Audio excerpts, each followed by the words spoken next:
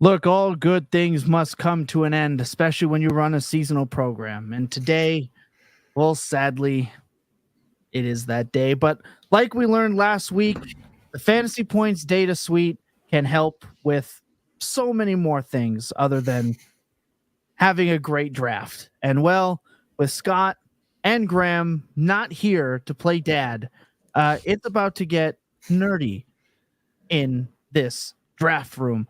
I'm ready. The guys are ready. We have Jake Tribbey here with us today for the last episode of Fantasy Points Best Ball Breakdown.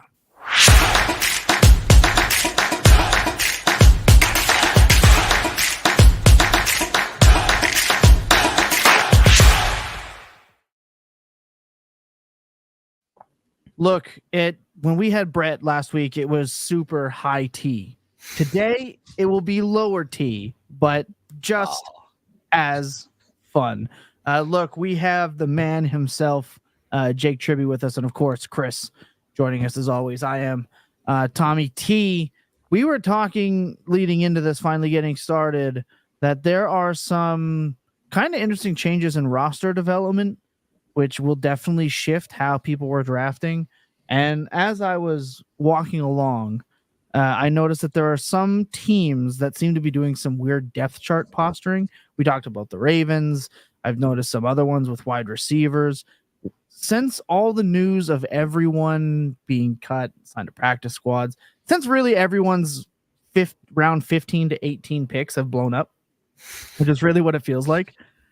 How hurt are you at this point? Like, where have you fall? What's the biggest fall from your late round picks? I'll start with you, Chris. Oh, mine was actually not from the cuts. It probably was Corey Davis when he decided to retire out of nowhere. I don't actually think I've had too much damage done to me in terms of guys cut or where, depth chart stuff. Maybe, man, nobody's jumping out to me. I've definitely taken sprinkles of guys here and there. Like, I was drafting Travion Williams a little bit for a little while, but nothing crazy. Like, I'd probably rather have Chris Evans for the Bengals now. I was off the Cowboys guys altogether. Yeah, I think I'm doing all right though with the late round guys, at least right now. Yeah, I had about 9% Malik Davis, which doesn't feel great seeing he got cut for a guy who's smaller than the average American woman. And then Corey Davis, his retirement also isn't great, around 5% there. But honestly, outside of that, I feel pretty good about my exposures so far. Maybe a little too much Cam Akers as I look at like kind of the top of my running back exposure, given the emergence of Kyren Williams. But, even if Kyren Williams does carve himself out a pass catching role, I can just hope for the Rams offense, going nuclear in week 17 and it all makes up for it. Right. So that's the magic of best ball. That's definitely not a brutal, you can work with Cam Akers could, he could be what he was 2 years ago still, even if, and Kyren Williams, the last time we actually saw him was not very good. So, yeah. Right. Like the Linsanity run that Cam Akers went on last year was never going to be replicated. It just it wasn't possible. There were too many things working in his favor, from like backups that could barely throw the ball past the line of scrimmage to being the only healthy guy because they were like, nah, Darrell Henderson, you don't deserve to be here anymore, and yeeted him for seemingly no reason. There was no one else, so it was never going to be the same. And same with even the rookie they drafted was this year. It's Zach Evans. Yeah, like he wasn't terrible, right? So he's gonna rotate in probably. So yeah, I think Cam Akers is fine, especially at what his price was. But I do have at all. I have a good amount of like over 20% of Jerome Ford, who. Oh yeah, me too. I'm not sure how I feel yet. On one side, I'm like, well, they cut Felton. They trade for Strong. That's probably all this move really is. Like, we haven't ever seen Strong live up to the hype that a lot of people had since he came out, a year ago?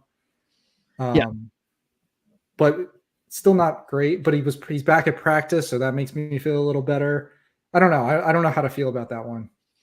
Yeah, I'm kind of in the same boat, Chris. I mean, I think Strix is the third running back there. I don't think they brought him in as a Ford replacement or anything like that. I think Ford is just outright better. I mean, people get a little too excited about Pierre Strong, given that he had 10 touches and like 111 total yards last year. Like the efficiency was good, but the sample size was basically nothing. My favorite cut though was Trey Sermon because it really snapped fantasy Twitter back into reality. I mean, if you thought Rashad Penny was getting cut over this guy, come on. That was so bizarre that ever even was the discourse on the Eagles backfield was insane. I couldn't every week there were people saying totally different things, like smart people. It was crazy, mind-blowing stuff. I pretty much was I probably have the least amount of Swift because of cost, but I really was like I want a piece of this backfield. Like I don't really care who, like somebody on this team and certain weeks of this during the season, there's going to be a guy that is going to pop in your lineup. Like I have teams where I've taken more than one Eagles running back because I'm just like, if I can just gobble up the points here, that works for me. And none of them were that expensive outside of Swift, really. Yeah, no, yeah, I think that's totally reasonable. Swift, I really don't have much of, but Penny and Gainwell, I drafted a pretty solid amount of. I mean, Penny especially, like with his efficiency, he could go nuclear on like 12, 14 carries, in a given week. So assuming he can, stay healthy, which is always you only need him healthy for 60 minutes. Right? Exactly. In week 17. Week 17 is the only time you need to be healthy and get the ball, because that's all he needs. 10 touches on this team can be 85-2. And that's not a stretch. Like that's how I feel about him as a player. The problem is you may only get that 10 and it might be like 3 weeks until he gets another 10. So we don't really know, but hey, we don't play fantasy football predicting injuries. Okay. You can't be soft like that. Okay. You got to just go with your gut. We're going to take a quick second. We come back. It's draft time. Can't wait. Yes, sir. All right, guys. Our last Best Ball Mania 4 draft. Woo! Fellas, and it's been quite the. And this will be the one, and Scott or Graham will not get a piece of it. Yes, right. Let's go. We will be millionaires, and Scott or Graham will still be poor. Super poor. Take that, boys. Love that. Now we're gonna get early again is the question. It's been early watch. This will be the one time. Nope, never mind. Same spot. We live 102 to 104. We live here. Yep. We should have this. We shouldn't miss a single pick. Like there should not be a pick in this draft that sneaks up on us. Because we should just. I don't know. A lot has changed. Wow. I don't think people are that fast. People are doing crazy things. That's true. Yeah, draft rooms like this final. We got 10 days. Like, I mean, I am getting some insane starts on either site. It's pretty wild. Like, you get a lot more casuals hopping into these lobbies. So I think that makes it a little more exciting. You mentioned Jake. You even mentioned start. Go ahead. Before we signed on, it was. I can't remember who you were grabbing in the first. Then it was like Andrews and then Lamar.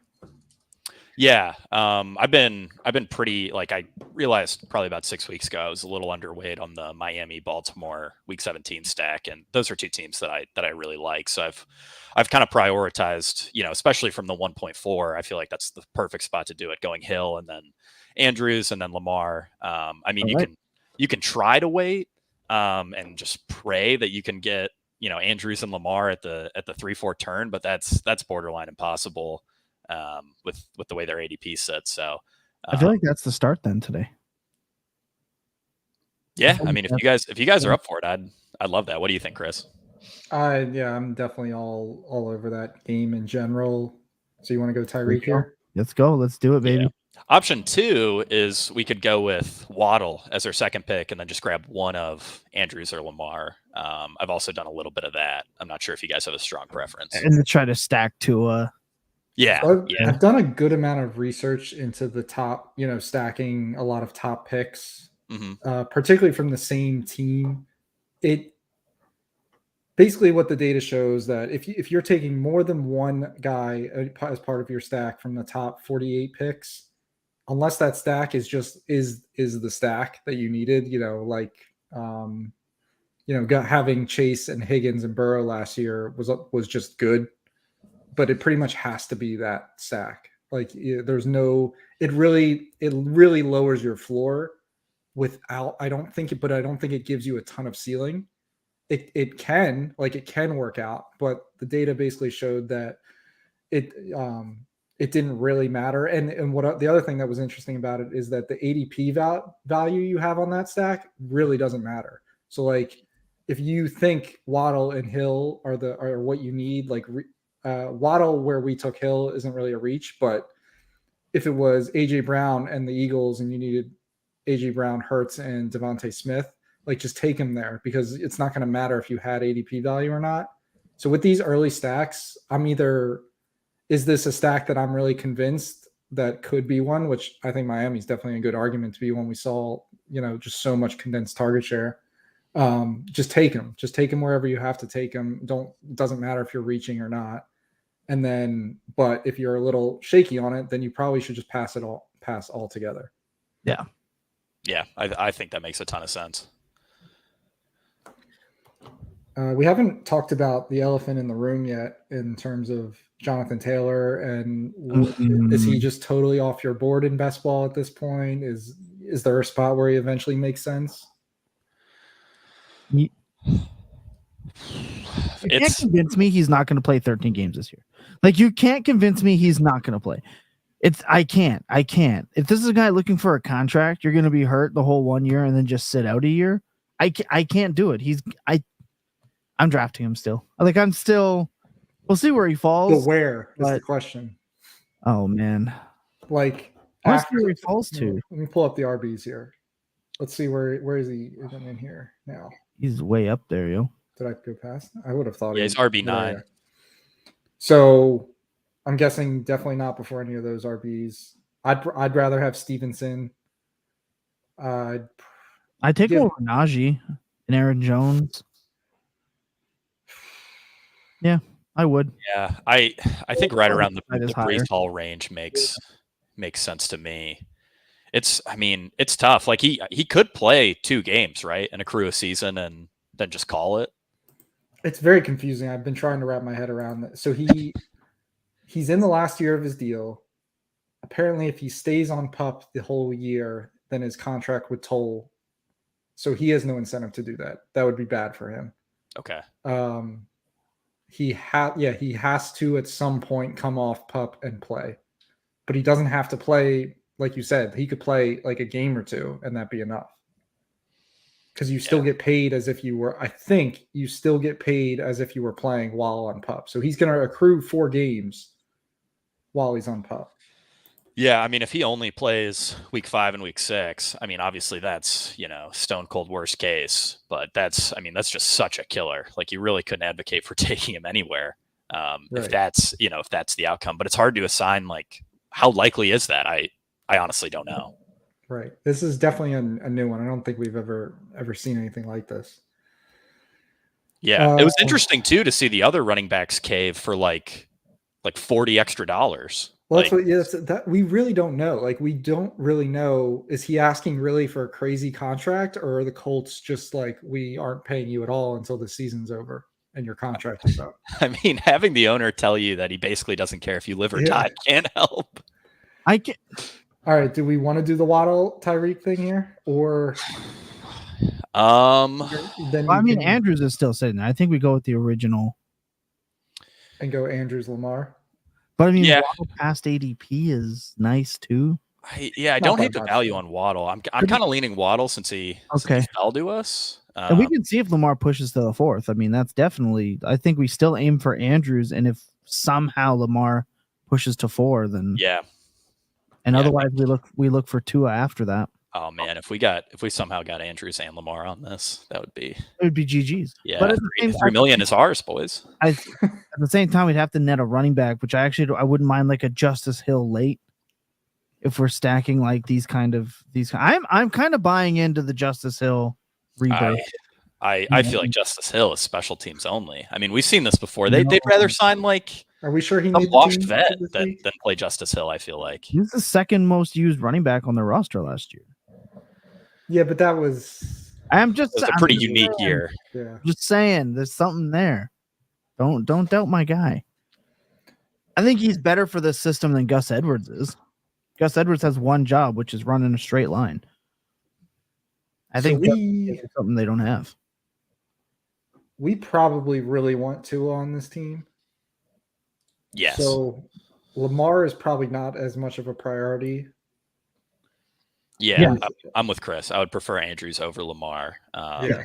100%. Or do you like a Ravens receiver and you go Gibbs, Stevenson, another receiver? I don't think I like a receiver enough to dispatch this Tua. Yeah, I don't love the receiver. It's really the only guy would probably be Stevenson for Jonathan me. Taylor. Yeah, let's just roll. We'll roll with Andrews, and then we can prioritize Tua unless Lamar falls. I believe Lamar. I mean, nobody else has an incentive to take him, but there's just so many Ravens receivers going late that usually somebody can just say, "I'll take the value here," and then and stack him up later. From what I've seen, I mean, I've probably done 270 drafts so far. Like these running quarterbacks don't tend to fall nearly as far as like a Burrow or a Lawrence. A Tua falls all the time. I stare at Tua without a Miami guy usually I'll have a Baltimore receiver or something on there, but they've been getting expensive, so not always. But then Tua will fall like a full round past ADP, and I'm like, what do I do with him here? Like I can't stack him. Like all the Ravens guys are gone, or at least the good ones. Yeah. Dak too. Dak's another one that I've seen fall a ton. I feel like those four are like the guys that you can like. One of them is going to fall in almost any draft. If you have Trey Lance come to town, obviously Dak's going to fall. Oh, jeez, Thomas, you're really on it today. Justice Hill, Trey Lance. Yeah, we're digging deep. My 2020 dream team is in 2023, baby. Let's go. Oh man, sad days. This is just more how I deal with my depression. You know, this is just how I deal with it. I gotta get it in the open. Can't keep it in. No. Everybody needs to cope.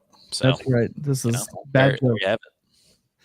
Nothing super weird in this draft so far. Which Bijan 1.8, I feel like is probably the highest I've seen him go. Like before Barkley is kind of wild to me. CD fell. I like early in the offseason, Bijan, like there were drafts where he was going 3rd, 4th overall. Yeah, for sure. It's the steam on him has really fallen off later in the offseason. Which is weird because we actually saw him play. I think it's the Algier. It's not like he had a reason for it to fall off. Well, he got CPAT listed as RB1 for like most of August. Yeah, it's ridiculous. Not buying it. No. I am a little. I don't know. He does have a very obvious path to failure though, compared to maybe some of these other backs that go there. Like the offense could just not be that great with Ritter at QB. Algier, how much is he involved? I don't think they would take Bijan out on the goal line, but no, I've seen Arthur Smith do crazier things. So yeah, I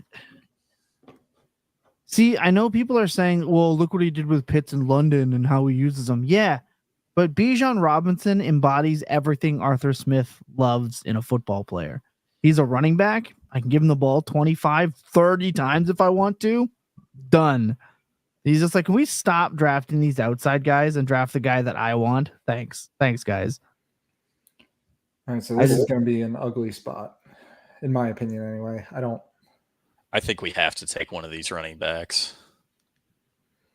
So I like Najee. I know a lot of people don't. It's hard for me to see the upside path for Najee, especially with Jaylen Warren being the better player. But I mean, like, he could still be. It's 300 touches again. Yeah, he could still just get a ton of touches. Brees could be better with 200 touches. Yeah, I lean Brees here, but I'm fine with Najee if you want to go Najee. We can do Brees. See, when Okay. somebody super smart like Jake agrees with me, it makes me feel better about myself. I'm I'm telling you guys, blue-collar. Najee is going to get 300 touches again. He's going to be healthier. It's Jalen Warren is just so reminds me of too early Tony Pollard, where I was one of them. I was drafting Tony Pollard and got burned multiple years because the team, they had the first round RB on their team and Zeke, and now it's just Najee.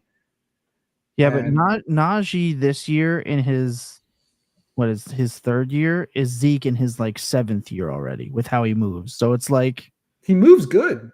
I mean, even after he got that plate taken out, like the efficiency really didn't pick up significantly. I mean, maybe getting the whole off season, that could certainly make a difference. But yeah, he's not the most explosive. I totally understand that. I don't know. We've preached how important volume is for running backs for years, and I would be surprised if he doesn't get close to 300 touches, if not more. How much Najee do you have, Chris? It's not a crazy amount because I generally like the wide receivers. Well, I'm definitely over the field. Yeah, I'm only at 5%, so I really haven't been taking a ton. Pick here first. Taylor is there. I don't think we can take Taylor now that we've taken Brees. Yeah. Judy, Kirk. I like any of these 3 wide receivers actually. I think I lean Kirk. Judy's been falling because of the hamstring injury. Yeah. All right, I'm fine with that. Yeah, I like me some Christian Kirk. I actually like me some Chris Godwin. I'm perking up on Godwin lately. I've come around a little bit to these Tampa Bay wide receivers. I like Mike Evans a lot better. Why is that? One, he's cheaper by like a pretty good margin in some drafts. By like a round, yeah. Yeah, and I've seen him fall. And so much of Godwin's target share last year came on these design plays. And I don't know. We just don't know if that is something Brady just liked to do. We don't know if that was an offense thing to do. Regardless, I don't see this. They brought in a new OC from Seattle where they just don't do design plays at all to any players. Like I think DK and Lockett are below 5% of their targets have design or come on design plays. The running backs don't really get screens. And it's not that I don't think Godwin is a good receiver because I definitely think he's talented. When you have so much of your production come on schemed up plays for you, I'm not going to trust that you can perform at that same, just where he's going is where it's tough for me. Like I'd rather have Lockett. I'd rather have Evans at cheaper prices. JSN at the time I liked better. That's really the bulk of it. JSN is another guy I've been taking a good amount of because he's been falling. Now that he's falling, when he was expensive, I had a hard time buying in. For sure, but no, yeah, I think you made good points on Godwin. I just I feel like both of these guys are a little too cheap relative to how good they are. But you could tell me the offense is going to be a total disaster for pass catchers, and I'd say okay. Yeah, I'm at like 12% Najee, so nothing crazy, but. Yeah, that's pretty reasonable. I mean, I really see like Najee's one where I can see both sides pretty easily. I mean, it could be, if the first 4 weeks Jalen Warren rips off a couple long touchdowns and Najee Harris is, barely gaining any 10-yard runs, then, it could be an easier decision for the Pittsburgh coaching staff. But at the same time, I mean, Mike Tomlin loves his bell cows and Najee was a first-round pick, so. Yep.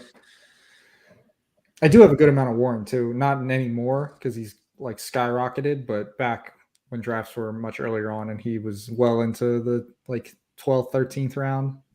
Yeah. I was fine taking him there. Man, yeah, some of those running backs like 3 months ago, like getting Gainwell and Ford and Tank Warren. Bigsby. Yeah. Oh man. You can't get these guys anymore. Oh, they're all so expensive. They're like around 10 guys now. There always comes a point in draft season, especially now that best ball is as big as it is, where you get to around 17, 18, you're like, man, all the guys I used to draft here are not here anymore. Now I don't know what to do anymore. Especially right. Wide receiver over on DK. It's like you get to round 20 and I'm just like, who are these people? There's no now that Michael Wilson's not always there. It's Yeah. real It's really bad. Where he belongs. Can take Lawrence here considering he fell, and then go with him and Tua at QB. Ooh, I like that. I'm pretty okay with that. Unless JSN, Addison, Hollywood, Addison. I'm like very all those pro guys. Javante. I like Javante. Very pro Javante, but I don't know. I can't argue Trevor Lawrence.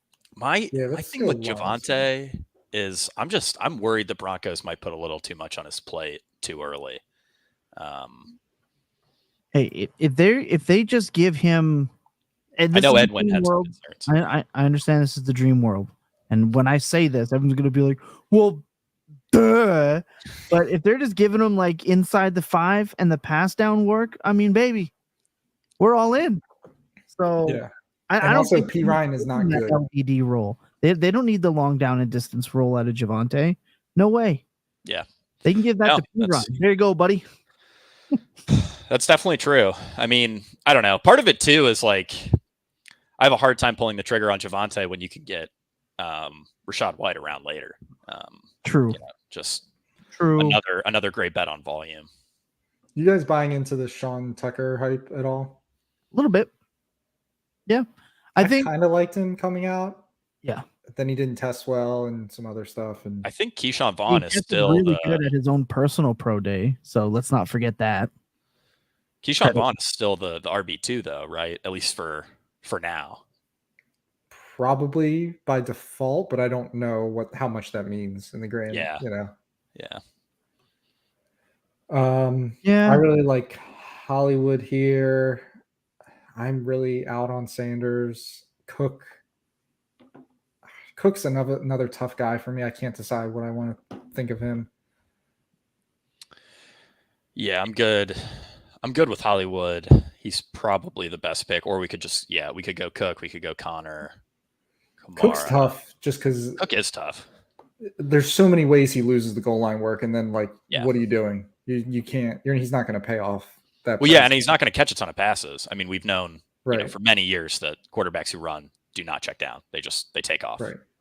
Josh Allen steals goal line work. I'd be shocked if Harris and Latavius Murray aren't involved on the goal line in some capacity. We already saw it in the preseason. Yeah.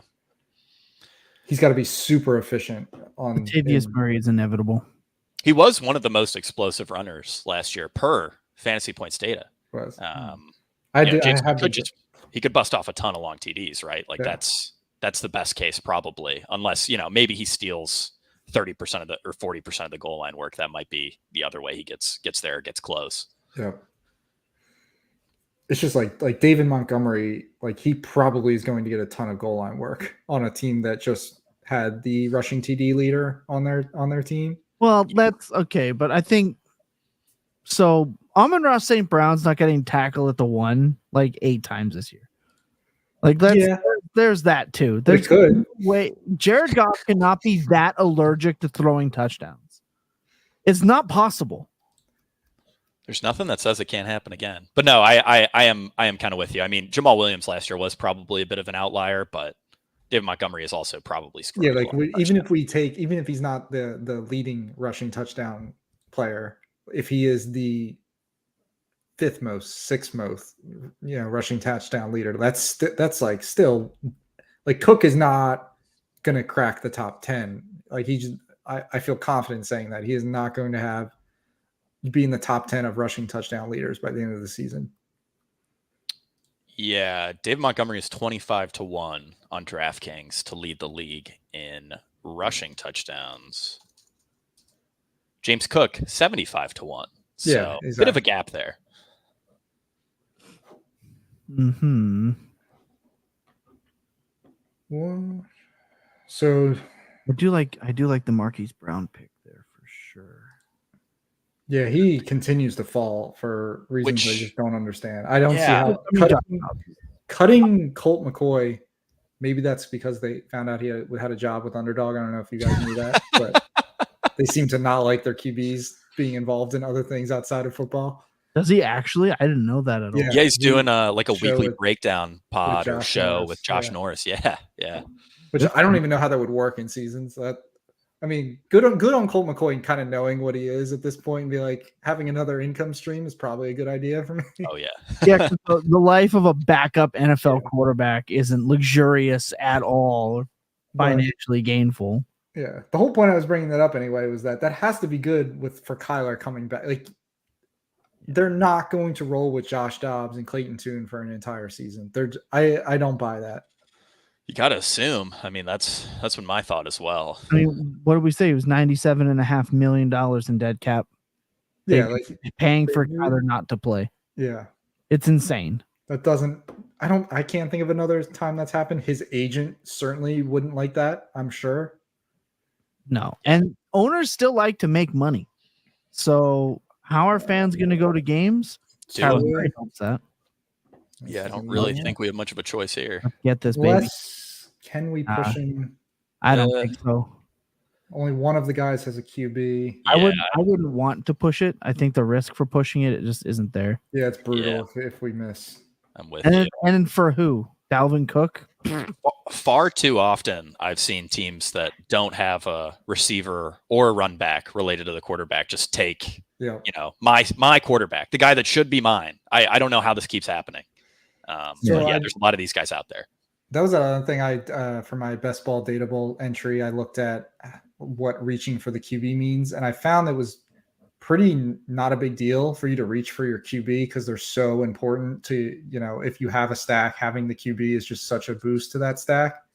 So if I'm ever in a situation where I don't purposely reach, but if I think there's a chance I might not get the QB because I need him to get a pick or two past or whatever, I just take him.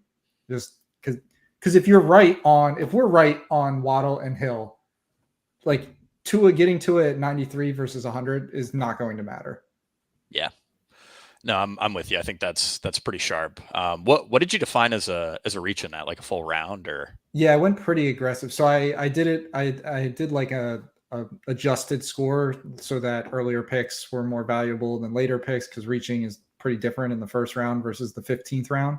Yeah. And basically did what would have been about a round in the early rounds and then slowly shift to about a round and a half as you get later.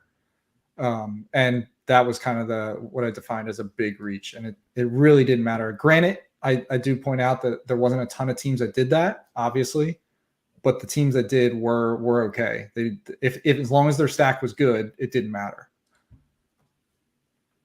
Nice. Okay. That's some good info. I like Charbonnet here. I'd be okay with Brian Robinson here. I give a slight lean to B-Rob. You have any thoughts, Thomas? I like Brian Robinson. I do. The last preseason game that I watched, and he had as many catches in that game, damn near that he had in the season last year, was insane. And I was hyped about it. Sam Howell checking the ball down, couldn't believe it. I was all about it. I was like, this is not what we were told these running quarterbacks do, but we're getting it. So if that's how Bieniemy's rolling, and look, I know Gibson's like the guy, but Brian Robinson is super sneaky, in my opinion. He's a guy that could easily walk into 7 touchdowns, catch 25 passes, and rush for 850 yards, and you're just quietly happy, and you just need it to happen in 1 week. So I like that. I think Graham had a tweet that was like, final 6 weeks, Brian Robinson's efficiency was actually pretty strong. Chris, I was going to ask you, what are your thoughts on Howell? Where are you at on him? So his coming out, I thought he was really good. I thought he was the best QB I probably thought he was the best QB of that class. Then we started to hear some not character concerns, just not the biggest leader characteristics and whatnot, which I don't know if that's still a thing or not, but in terms of his play, I thought he was the best QB of that class. I was shocked he went in the 3rd round.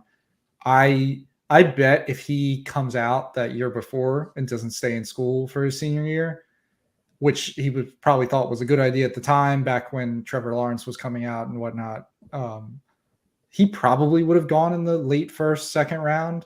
I was talking to Brett about this recently, actually. he did say that he bets teams would knock him playing at UNC just because they have kind of a weird offense. He thinks it could happen with Drake May too this year. Oh, okay. But so I definitely like how I think he's like a decent QB, and he's going to run, which he might run more than Anthony Richardson this year. Ooh. That I feel like I have a hard time believing that, but you're making me want to juice up my Howell exposure because I don't have much. So like, because Richardson's really not. I mean, he definitely can run, but he is not a run first QB. Like he's good at going through his reads and taking a check down if he feels that that's what he needs to do on the play. Howell will just scramble. Like he'll just, at least that's what he did in college. I don't know if he'll do that in the NFL, but that is what he did in college. Yeah, I mean, my thought with Richardson is that especially with no JT, they'll just like a lot of design stuff. Yeah. That definitely changes things. I think people see that big and that fast, and they expect the 2018 Lamar Jackson 8-game stretch for his fantasy production, and it's not going to be that. I don't think so. He's a much better thrower than Lamar. Probably he might even be a better thrower than Lamar is currently. I don't know if that's probably a hot take. Remember the Chris Wecht's Twitter account. You can tweet at him. You heard it here first. Anthony Richardson. I walked it back. No, it's the last show, Chris. You gotta fire off some hot ones. I need something to clip later. And that's gonna be it. He 100% is a better thrower than when Lamar is coming out, and probably his second year too. Lamar has definitely come a long way. That second year where he led the league in touchdown passes. Yeah, Lamar was still not great at throwing that year though. Like I don't want to hear it. Like in terms of accuracy and stuff, he was used. I know it. His touchdowns covered up a lot of but inefficient. Can we go with my boy Rashad Penny here? Yeah, I'm fine with that. Yeah. Or I think we can probably get Zay Jones on the way back if we do want. Yeah, him. Absolutely. Zay's a guy I've seen fall a decent bit. I think people are a little scared to draft. Nobody's excited to take Zay Jones. Yeah, I mean, like the fourth option in an offense that's going to be like the seventh best in the NFL. Like that's not might even be the fifth option if you count the running backs, right? So we'll see. Jeez. No, he's not. They don't throw. Lawrence doesn't throw the running back. Yeah, he does. He didn't check down. 2.6% check down rate last year per fantasy points data. Mm-hmm. Yeah, I don't see that changing. Baby, let's go. Yeah, there's no because Lawrence is another guy. Like he'll run pretty easily. Like he has no problem scrambling, like over a check down. He's pretty athletic. ETN also like isn't just not a natural catcher of the football, so maybe that was driving his decisions a little bit. And maybe Tank's probably a better catcher of the football naturally coming out of school than ETN was. But I don't know. Where are you at on the backfield split, Chris? Because I think like if you just isolate for like Trevor Lawrence preseason drives, it was pretty much Etienne all the way, right? Yeah. Bigsby was, pretty clear like second unit guy. Yeah, I have not drafted a lot of ETN, and I'm a little worried about it. I think because this is an offense we like. Zay Jones here. Yeah, I don't really see anyone else. Maybe Marvin Mims, probably too high on him. Yeah, let's go. He's way higher than he used to go. Yeah. Oh yeah. I had a ton of Marvin Mims like when he was going in the 180s. Thank you, Scott Barrett. Yeah. Wherever you are. I was all over Mims the second I was helping Brett write a lot of the prospect backgrounds, and I discovered that he owns the Texas high school football receiving record. And if there's a state to own the high school receiving record in, it's Texas. And I was like, well, this guy's a baller. Yeah, yeah, that's all you need. Yeah. Skip college and just first round pick. Yeah. But yeah, ETN is a little worried because it's a good offense. If it takes another step forward, kind of like what Wentz did with Peterson in his second year in the offense, like ETN could smash, and I'm a little worried about it. I do really like Tank though. I liked him coming out. I'm still okay taking Tank where he goes. It's not something I'm regularly doing. I was taking him a lot though later because for all the same reasons, a good offense, if he does get goal line work or passing work, like that's all he needs. Yeah. Yeah, I mean, I think Jacksonville's running back coach was like, this is the guy, like basically held him up as like the holy grail in the draft process, at least in the, his post-draft interview. So I think that, that might matter a little bit. I could certainly see it where it's, Etienne a lot to start the season. And then, as the year kind of goes on, Bigsby, bigger and bigger role. Also, his name is Tank Bigsby. Like maybe we're just overthinking it. Yeah, it's that simple. It is the regime that drafted him. This regime did not draft Etienne. The regime that drafted Etienne didn't even want him. They wanted Tony. Urban Meyer said that, which was insane. Yeah, imagine. Wait, but didn't he win the first round? Right? Am I? Yeah. He said he wanted Tony, who went like 8 picks higher, and then they ended up taking Etienne at like pick 25 or something like that. I just don't know. I don't know how they go from we want Tony to all right, we just take Etienne instead. Yeah, it was. I remember Scott was all worked up about it in his post-draft article because Urban was mentioning like the Percy Harvin role, and it just really didn't amount to much. I mean, there's no such thing as the Percy Harvin role when your offense is just terrible. Yeah. Yeah, Percy Harvin. Are you comfortable pushing tight end to like really late since we have Mark Andrews, or is there, because we're starting to get to that range where this is kind of the last group of guys before it starts to get late? I'm fine pushing. I think there's late guys I'm fine waiting for. After pick like 160, I view tight end as probably the strongest position. Yeah, so do I. Overall, I mean, you get the Musgraves in that range, right? The real high upside types. Yeah, Musgrave, Ferguson, Dulcich, Taysom, Hunter Henry. I've taken a ton of. Hayden Hurst is fine. I probably wouldn't take Isaiah Likely on this team, but that's a guy I like.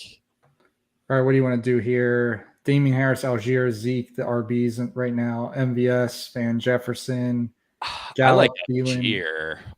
Algier or Mingo would be my choice. It's probably a little too early for Mingo. What's up with Mingo's ADP? Like every rookie who's like clearly a full-time starter is skyrocketing, and Mingo is like flat or down a little bit. I have no idea what's going on. I just keep drafting him. Yeah, I definitely like him, especially as a run back here with Jacksonville. And he'll probably come back around to us. So I think that was smart taking Algier first. I do end up getting a lot of Algier because I hate this running back group. I'm usually either taking Algier or I reach for like Tyjae Spears. Sometimes Jeff Wilson too. I think Spears is an excellent pick. Yeah, I've been taking some Jeff Wilson. Spears could be like the guy. If Derrick Henry goes down, Spears could be like a 18 touch a game guy and just. I could see him doing what Algier did at the end of last year, right? He had that 7-game stretch. Yeah. And I don't know why I was not drafting him more early in the season, because every year I've been like, this is the year Derrick Henry can't hold, the volume. It's going to break him. And I was taking Darrington Evans, and I was taking what other backups were there? Oh no. I don't even remember now. And Spears is like a guy I like actually think is good. Like I didn't really think Darrington Evans was a good running back, but Spears I think is actually good. And I wasn't really drafting him. I don't know if it was just the range he was going in, and there was other guys I like, but probably since the beginning of August, late July, I've been hammering Spears.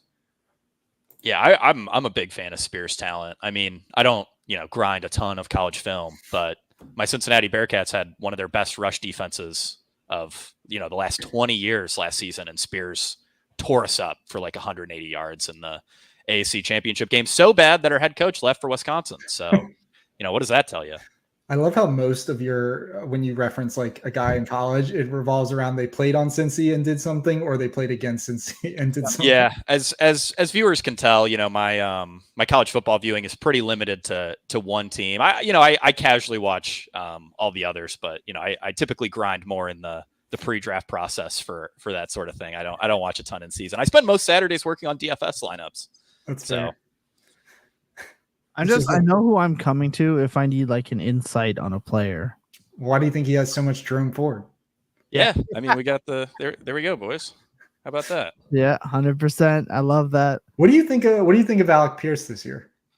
Oh, I like him. I mean, he's a really good deep ball threat. I didn't think he was as complete of a wide receiver as Tyler Scott, but In terms of like a Yeah, downfield, disagree. big play guy, Alec Pierce is like pretty strong. And Anthony Richardson, I mean, obviously That's is, the kind of guy that he will. yeah, That's why I've that's, been much. I don't draft Pittman much because I'm like, I think Pierce might be the better fit, and he's way cheaper. yeah. And I mean, preseason usage, like Pierce is going to be out there every single snap. So They only have 3 wide receivers on the roster right now. they just re-signed Isaiah McKenzie. So Oh, it's they 4, just but okay. yeah, I mean, it's like Pierce is going to be out there every single snap. McKenzie, like he's not losing snaps to McKenzie or Downs on the outside. They don't even. Yeah, McKenzie is not a real NFL wide receiver. Hey, come on. He's not. He's just not. You don't like end arounds and jet sweeps? That's what he does. That's screens? what he's good at. That is what he. That is what he needs to be doing. I like still have a crush on Isaiah McKenzie because there was like 2 full seasons where he was $200 on every Bill Showdown slate, and it was just an automatic click. And I was printing money on like these super small main slate, like 1 p.m. Showdown Bill slates. But other than that, McKenzie hasn't done much for me. Tank Dell here. Oh man, you're a Tank Dell fan. I don't know. Like I don't know. I'm kind of split on Dell. I'm okay with him where he's at. DPJ is fine. DPJ, Shark, and Curtis Samuel and Shaheed are probably all going to play, and I don't know if Tank Dell is even going to. Okay, let's go Shaheed. Shaheed's my favorite out of those guys. All right. I was hoping Jeff Wilson would make it back around to us, but he did not. Jeff Wilson would have been real nice. I saw that we missed our pick for a second, and I was about to get real upset. It's when I go to draft. We can't auto draft after drafting this start. Right, we got to maintain and stay hot. It's a really pretty start. It's double. Both our QBs are double stacked. We have run backs for both. Guys, maybe we don't need Scott and Graham. Maybe this should just be the crew for all of next offseason. There we go. I mean, if this wins, if this is the best team that we drafted, because I'll keep track as the season goes on. We may have to it may just have to be this show next year. 100%. Yes, I love it. It'll come from not talking about Justin Ross in the 6th round. It'll be solid.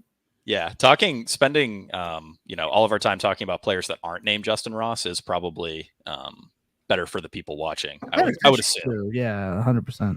We could have taken Luke Musgrave there. I would have been fine with that as well. It's really hard for me to figure out the draft board. See him and so Kincaid, I'm pretty much totally off of it at his price, especially given preseason usage. I just wasn't a huge fan of Musgrave. Like I see a better argument, but at the same time, these rookie tight ends just don't do anything. I have a hard time getting past that. And what's he going to be? The third option in a passing offense that I don't think Green Bay is going to throw much.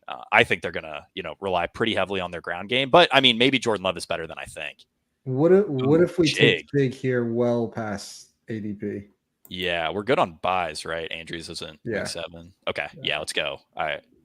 Big fan of Chig there. I think Chig should go well ahead of Must.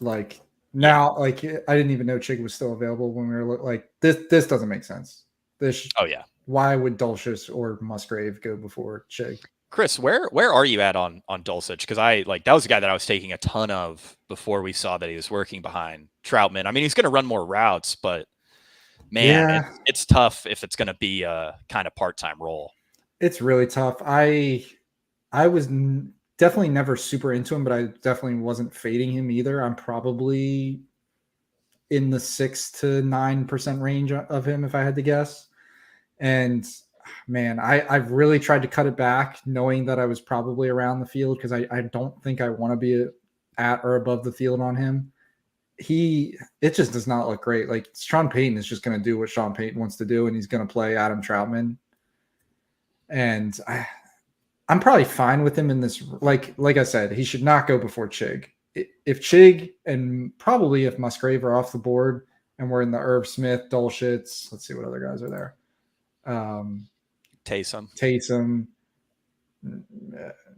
I probably like Knox better. I definitely like Hunter Henry better. He just never rose all offseason despite him possibly being the best pass catcher on the team. Zach Ertz is definitely also on the radar, right? I think I'm buying into Trey McBride a lot more. I just feel like that could be a total disaster if they're splitting it at all. Like that's going to be really gross. Yeah, and that I think that's why if there's a guy, then I'm like, all right, I'm taking the young second year guy if we're gonna talk about any kind of a split. But we just say like we all agree Kyler's gonna play. Like Zach Ertz is probably gonna play then. So maybe that's wrong. Yeah, it's tough to know what that rotation will be. Tough break for Zach Ertz getting traded from Philly after, at least he wins the Super Bowl with them, and then he, wants to still be a starter, so gets traded to Arizona so he can be a starter and Goddard can take his place. But that has not worked out probably in the grand scheme of things. Super writer Ryan Heath says Scott isn't even not wrong. Scott isn't here yet. You're still all saying Justin Ross's name rent free. Satire, Ryan. I know you spend a lot of time studying to write these boss ass articles at fantasypoints.com. Attend a comedy show and you'll pick it up. You know what I'm saying? You'll put it back down too. How many more running backs do you think we need? Because Brees, we don't know. I mean, maybe we just don't know what that split's going to look like and if he's even fully active right away. I feel like we need at least one more, probably two more. I was going to say two more, yeah. So does Evan Hull kind of factor in here at all? I'm not out on Hull, but there's probably like Jerome Ford is there. Yeah, I mean, it's like Ford being back at practice, like it's definitely good. He's probably playing week 1, right? How involved would Deion Jackson be? And then like if Zach Moss comes back, what does that do to Hull? See, like that's the tough thing with Indianapolis is I feel like it'll be Zach Moss leading the way. I mean, because they had both guys last year, and Zach Moss was the preference. Yeah, but who knows where Evan Hull fits in? I mean, it's probably just gross. I take Hull a little bit in round 20 on DraftKings because I'm like, sure, like I think he can have a role. On Underdog, I'm a little iffier because I think pass catching is probably his best attribute, and it's only half PPR. Man, CEH goes. Thought we might get another CEH there.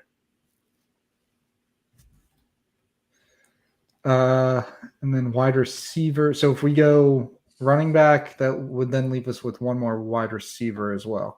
So which position do you think you want to push? I would lean Bijan, by the way, Randy. Oh yeah, Bijan. For that question. I think I'd like to push wide receiver. I mean, we started out pretty strong with Tyreek and Waddle. Pretty strong. Yeah, there's some flyers like Deontay Hardy that'll probably still be there. Oh, I love Hardy. I've been taking a ton of Hardy on DK. He's like the only decent guy left in round 20. He is usually there. If you want, Tank Dell now 20 picks past ADP, I'd be fine with. Okay. Yeah. If you want to do that, and then run it. The problem is like who's there. So what running back would we take here? I guess is the question. That's the tricky part.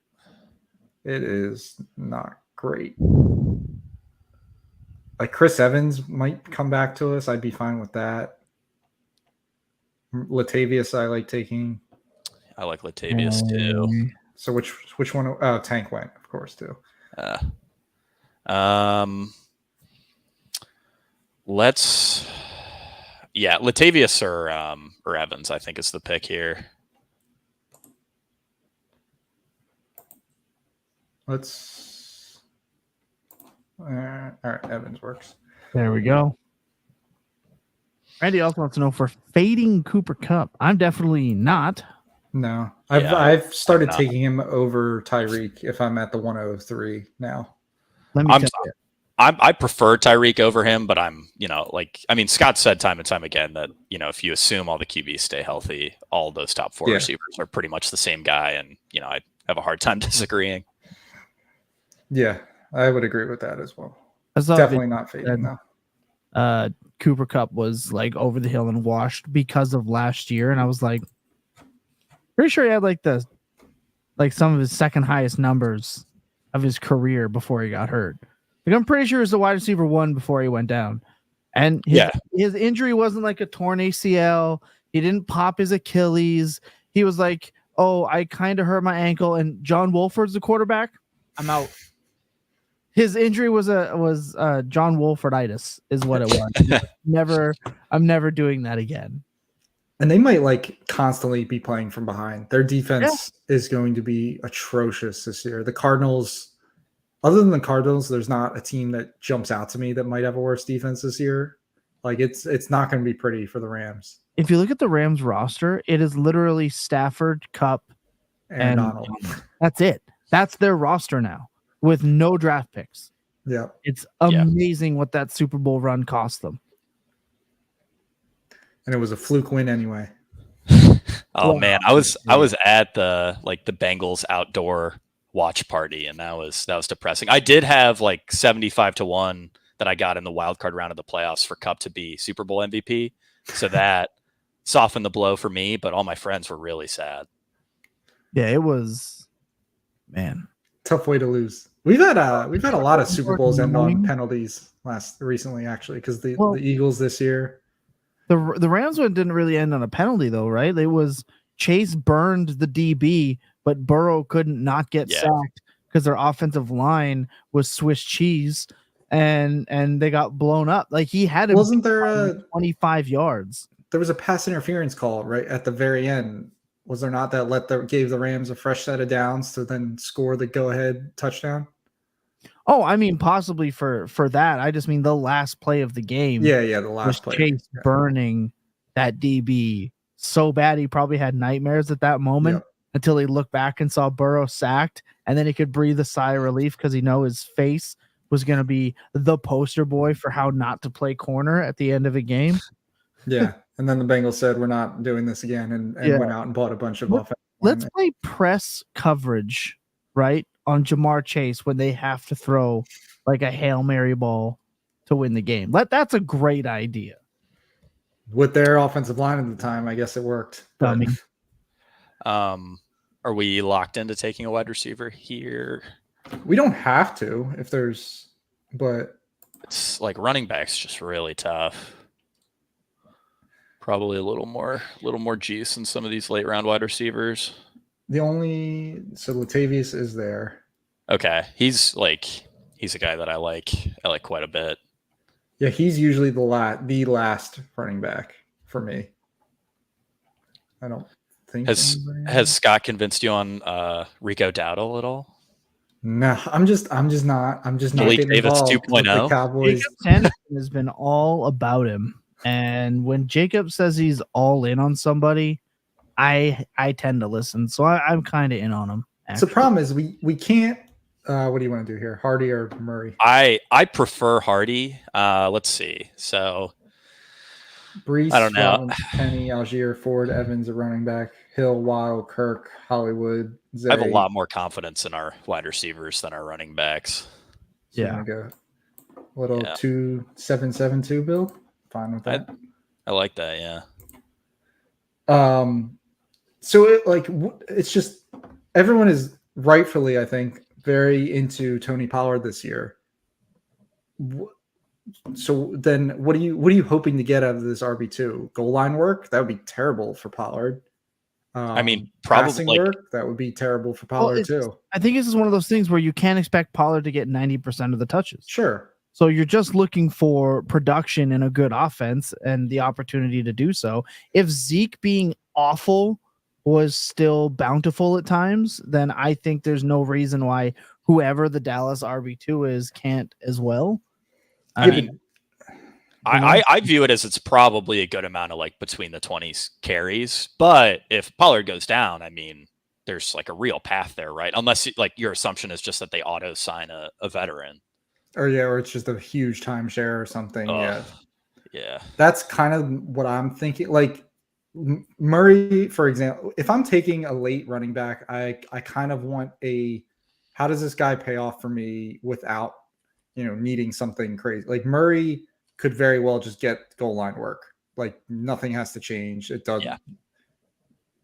If we think Pollard is going to be worth what he's worth, he's got to get, what do you think, 80% of the goal line work? it's going to get a lot. I mean, he's just so much better than like the guys behind him that you would assume they'll give him as much as he can handle. Right. I just want multiple like paths to success from these late guys, and I just don't know. Dowdle has like one path, and it's that he gets more work than these other guys and more work just in general, even if Pollard is healthy. Yeah, not something that I love. I'd much rather take Latavius Murray. It blows my mind that Dowdle's going ahead of Latavius Murray. Latavius Murray is a great pick at the end of drafts. Like if anything happens to James Cook, Latavius Murray could be like he was good on the Broncos last year. Yeah, I know. I wrote they were a terrible offense. I did 2 articles fairly recently: consistency by production and consistency by usage. Latavius Murray was the 20th most consistent player by production and the 2nd most consistent player by usage. He started the season on the Saints practice squad. That's like almost impossible. What he did. I mean, yeah, and he like solid rushing grade. He had the best yards per carry on the Broncos. Like, played well. He's 33 years old, but still pretty good.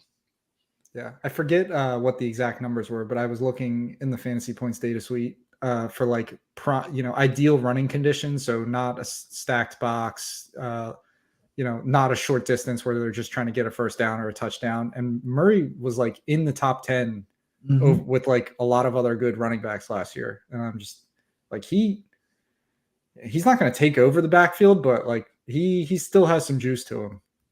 Yeah, I mean, in the world where Cook goes down, like, and beat writers have said this, like, the team will clearly prefer Murray over Damian Harris because he's more versatile. He can catch passes. Yeah.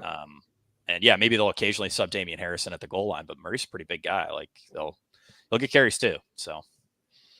Yeah, it's crazy when I was editing your short about Murray.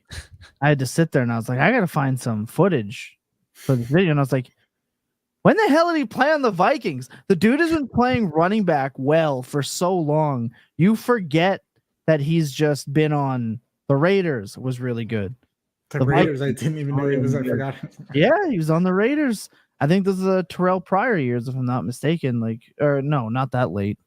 I'm thinking of oh my God, the old Cowboys running back. But yeah, like he's been and good everywhere he's been. New Orleans, good. Like just everywhere he's been. I don't expect that to change in Buffalo. I have to see it to believe it, and I just don't see it. When I sent Scott my consistency articles, the only comment he had on my Latavius Murray blurb was, "This has me shook." So there you go, folks. That's really all you need. We had Scott Barrett shooketh on the and we get him in the 18th round. How are we stacking up? I think for projections, I think we're pretty higher than a lot of our other teams. Yeah, I mean, it's one of the more correlated teams we've certainly drafted as well. Yeah, last time I was on, we drafted an absolutely heinous 1 tight end Kelsey team that I think also had 10 wide receivers that were basically all Chiefs. Oh, that was this feels better, a lot more balanced, and I'll be much happier to not have to split money with Scott Barrett. So it'll just go to us 3 and can ride off into the sunset. So I really like this. I think this is a great team. I'm actually a huge fan of this. Oh, this off season, because again, this is the finale for Best Ball Breakdown, and I think my mission for this off season coming up is I'm going to watch every episode that Scott isn't on, and I'm going to compile these Scott Barrett jokes and run it for the intro for season 2 of Best Ball Breakdown. I think that would be fantastic. I love that, Thomas. That's like probably the best use of anyone's time, like in the entire world. Like that's the best thing anyone could do with their time. I think that's what a grown man in his mid-30s should focus on at that stage of his life. I mean, if there's anything else, I think that's that and smoked meat. Like those are like when you hit mid-30s, you got to like work on your drive, do smoked meat, and then find clips of making fun of Scott Barrett. Like those are the 3 things when you hit 34, 35 that you have to be worried about. So that's what I will be doing. We're going to take a quick second. We're going to switch our look here. Then we're going to get everybody out of here to enjoy the rest of their Wednesday night. Sit tight.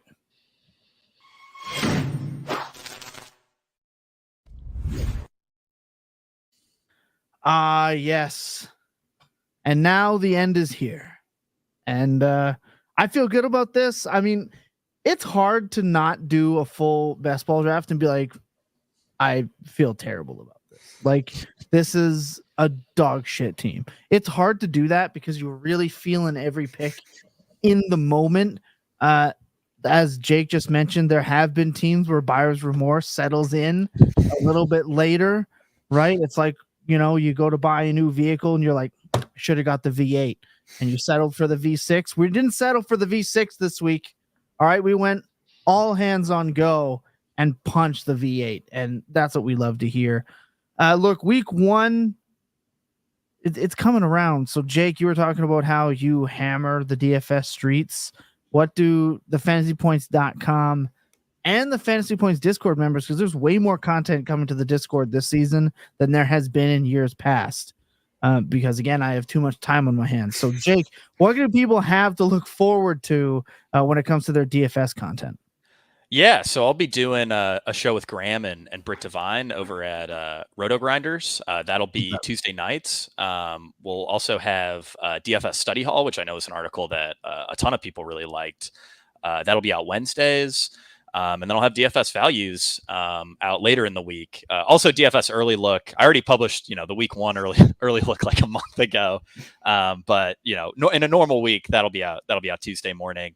And then also make plenty of appearances on Cashing Points all the weeks. Johnny Proctor is too busy to show up. So yeah, I'm super excited for another great year here at Fantasy Points, and I'm extra excited because I think writing my articles won't take as long now that we have the great Fantasy Points data suite.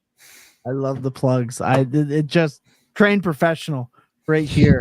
Award winner Jay Tribbey. Company man. Company man, 100%. Love that. Chris, aside from the ever expanding Fantasy Points data suite, does Scott let you do anything else, like outside, touch grass, anything like that? I did go outside for a few minutes the other day. It was nice. I can see it. The color's really, it's really showing.